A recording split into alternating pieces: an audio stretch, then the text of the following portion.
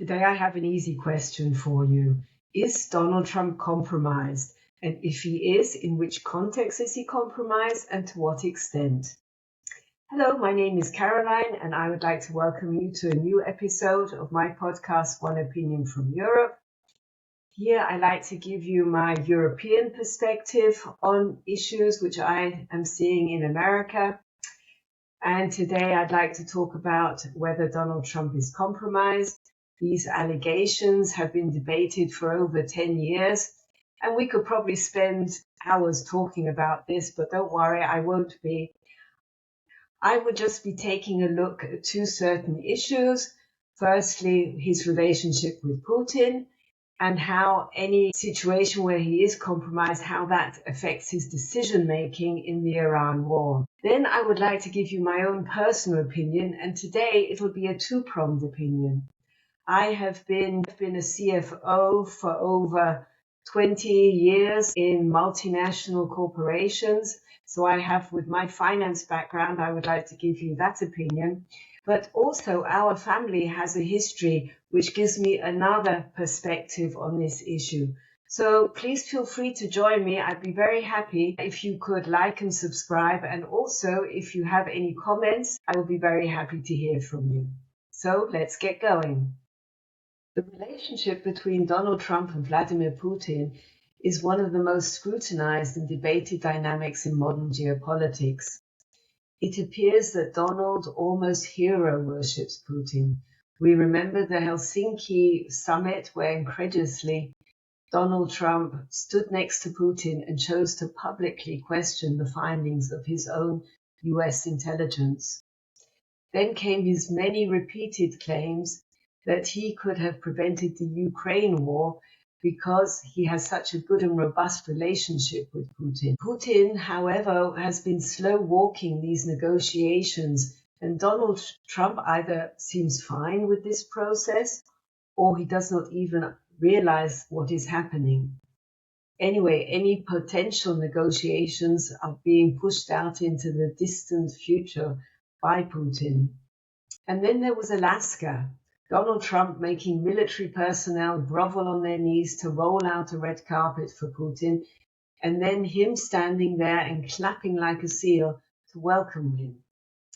Ultimately, nothing came of these talks, as most people had expected. But what hold does Putin have on Donald Trump? We have all heard that there may be various film sex escapades, or certain dubious financial transactions that Putin has well documented and locked in his safe. Let's see what the Epstein files finally reveal. We know that Epstein was involved with Russia. He had a particular favoritism for Eastern European girls. And it has been discussed whether Epstein himself was a Russian asset. And we know that Donald Trump was also a best friend of Epstein for over a period of 10 years. So then it needs to be discussed whether Donald Trump may also be a Russian asset.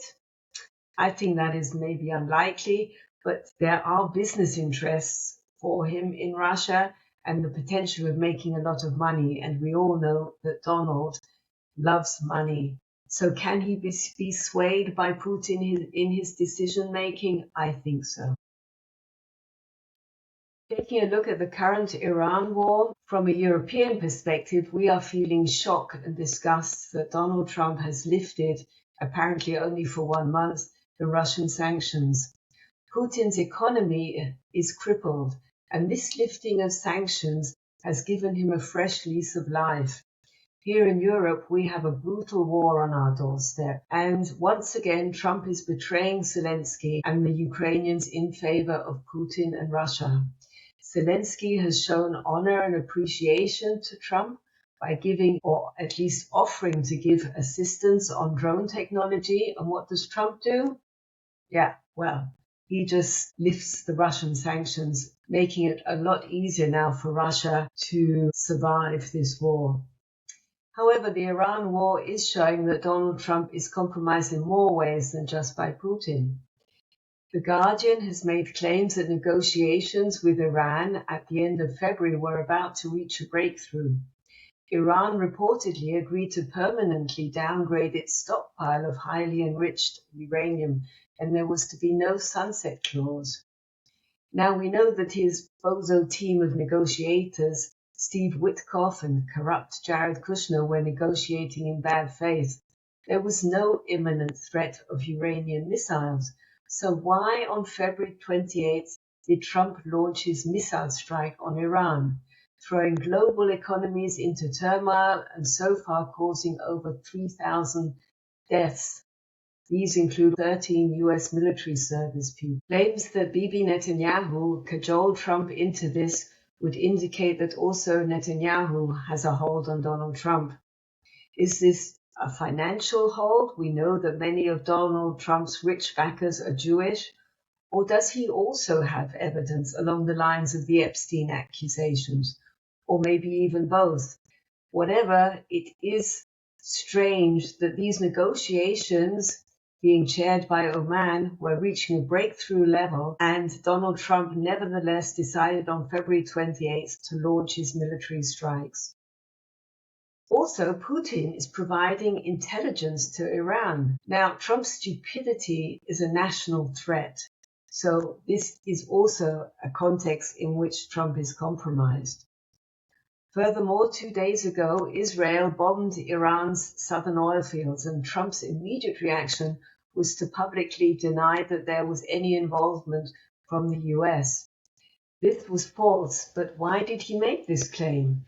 Well, as retaliation, Iran bombed Qatar's LNG complex, and there is a suspicion that Qatar was straight on the line to Trump, expressing their reported immense displeasure. We know that Qatar has made huge investments in the Trump family. Last but not least, there's the little matter of the $400 million jet that Trump took happily from Qatar. So my personal opinion on whether Donald Trump is compromised is quite clear. Trump's actions and decisions are definitely those of somebody who has something to hide. I'm quite confident that history will reveal many more details. I have a finance background. I spent many years as a CFO in multinational corporations, and I had an unusual knack for a CFO. I was not just very numbers focused. All CFOs love numbers, so that was nothing exceptional. But what I also did was I would also watch people. Due to watching people and watching their patterns of how they behave in certain situations, I could see where people were compromised. I picked up in my last position as CFO 3 major frauds. And each fraud I discovered just by watching the people, and then obviously digging into the numbers and coming up with the evidence that fraud was occurring.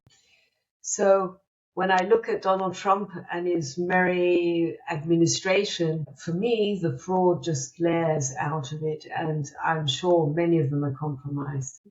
The area in which I feel that Donald Trump is compromised is his mental condition. He has been diagnosed as a malignant narcissist, so extreme grandiosity, deceitfulness, paranoia, and sadism all come naturally to him. On top of this, my opinion is that he is clearly suffering from dementia.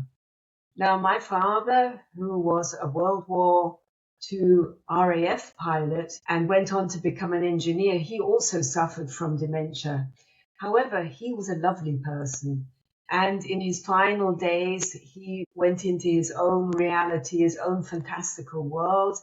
His best buddy was Barack Obama. They would go off on very exciting expeditions, and he would tell us all these stories, and he was completely convinced that that was his reality. Furthermore, though, in his dementia, he did suffer a certain amount of paranoia. He thought everybody was stealing from him. Luckily, he still kept his sense of humor, so we were able to joke about this. And this paranoia is something which I definitely see in Donald Trump. We see it in his tariff crusade of how the whole world is ripping America off and that he is there to save America with his tariffs, which I've never seen anybody other than Stephen Hassett and Scott Besant say make any sense whatsoever. So the parallels of the dementia which my father had, compared with how some of the nonsensical actions that I see coming from Donald Trump, lead me to the conclusion that his mental condition, one as a malignant narcissist, but also with his senile dementia, is compromising his decision-making progress. And that I find is very dangerous and worrying for America. So that is all I have for you today. If you've managed to make it this far, thank you very much for watching. Please feel free to give me a like and to subscribe and leave any comments. You may have a different viewpoint on something. You may have some suggestions. Please feel free to comment. I would love to get into a dialogue with you, and I look forward to hearing from you. Thank you very much. Bye.